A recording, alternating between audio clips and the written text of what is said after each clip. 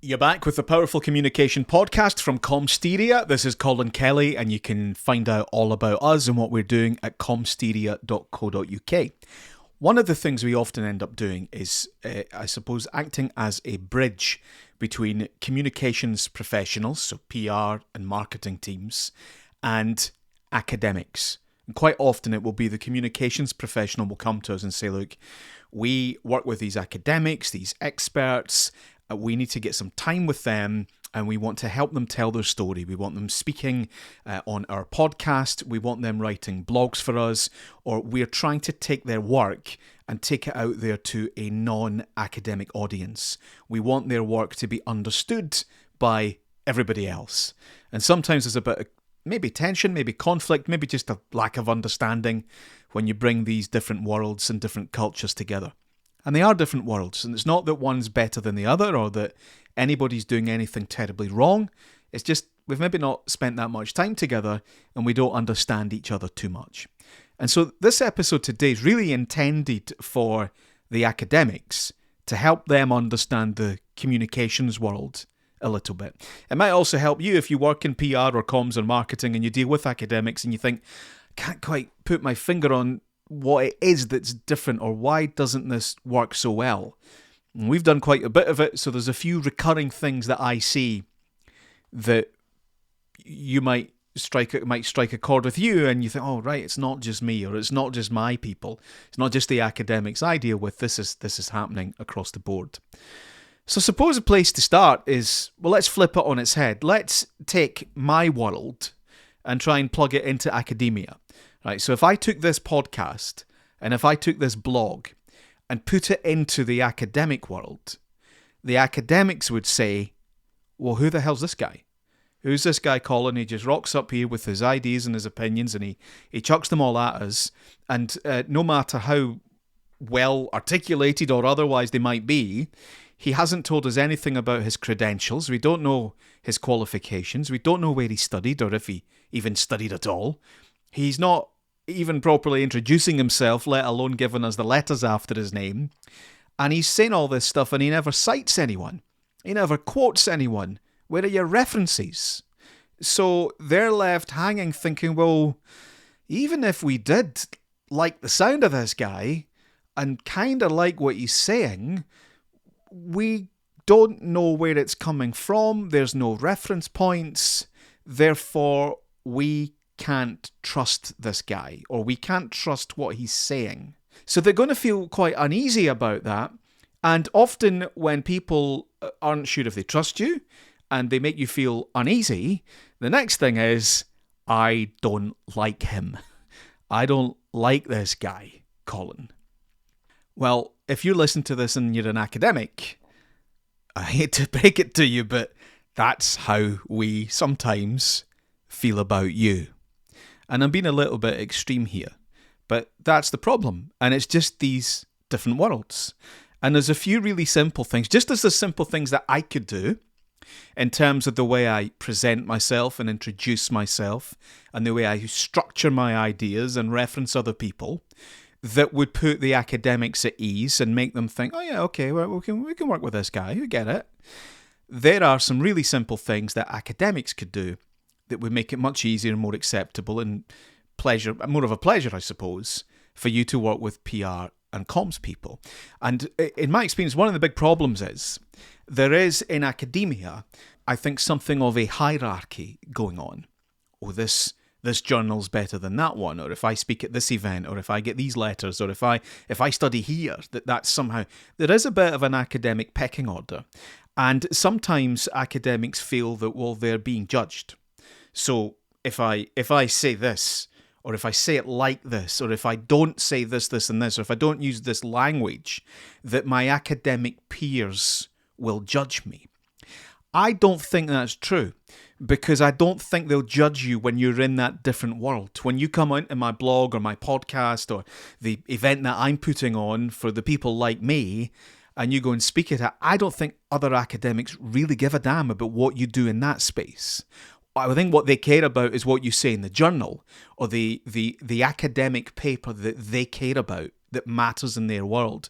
My blog, my podcast, my event, the talk you're doing for me, I don't think they really care about that because it is a completely different world.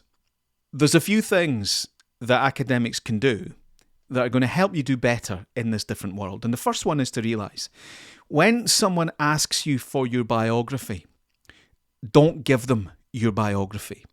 If someone's putting on an event, or they need an introduction for a podcast, or something for the start of a blog post that you might be guest writing, I don't want your biography. What I want is 2 or 3 sentences that just explain who you are and where people can find out more.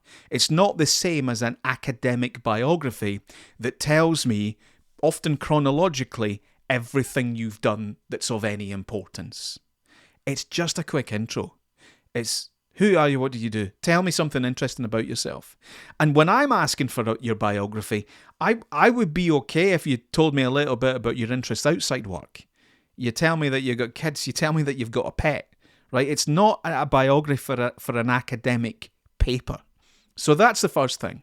And I think that word immediately triggers academics and they go into, all right, the biography. Yes, I'll give you that. Got that on my hard drive from that conference that I spoke at last year. No, we don't want that. Okay, and if you can't write 2 or 3 sentences yourself, I'm going to write it for you. So there's no point giving me 2.5 pages because it's not going to get used. The second thing is when you're on the podcast, speaking at the event, or writing the blog, you need to know when to stop. Academics have this thing, because they're very clever in a certain area, they have this thing where they keep thinking of something else to say.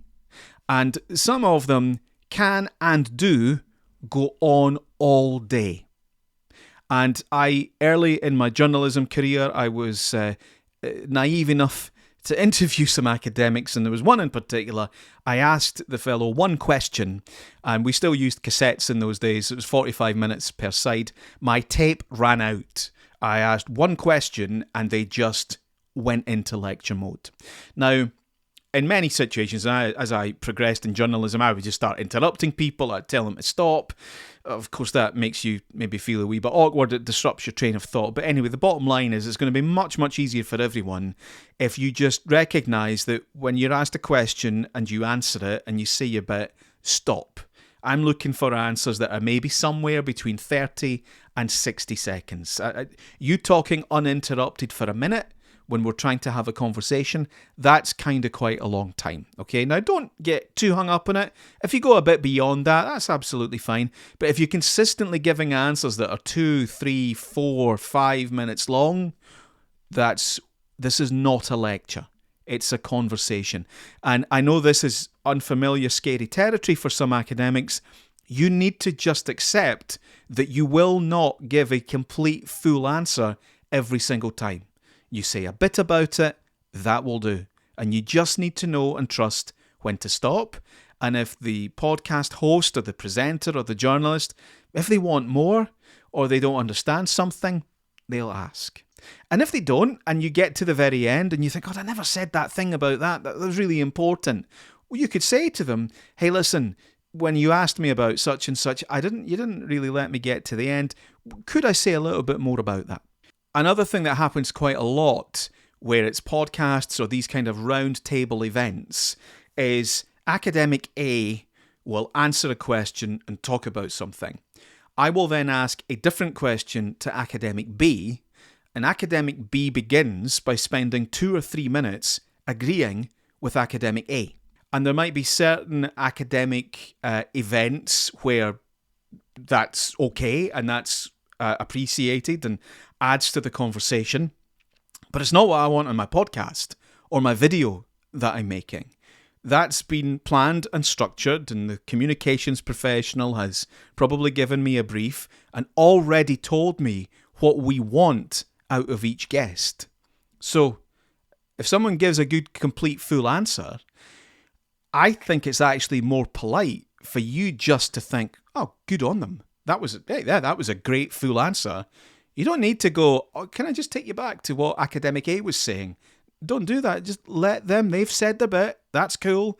And if the host and the journalist is happy with it and we move on, I ask you something else. Don't begin by reiterating everything that they've just said. I actually think that's quite rude because it's almost like you're trying to say it better than them. That's often how it comes across. So try just to stick to the questions.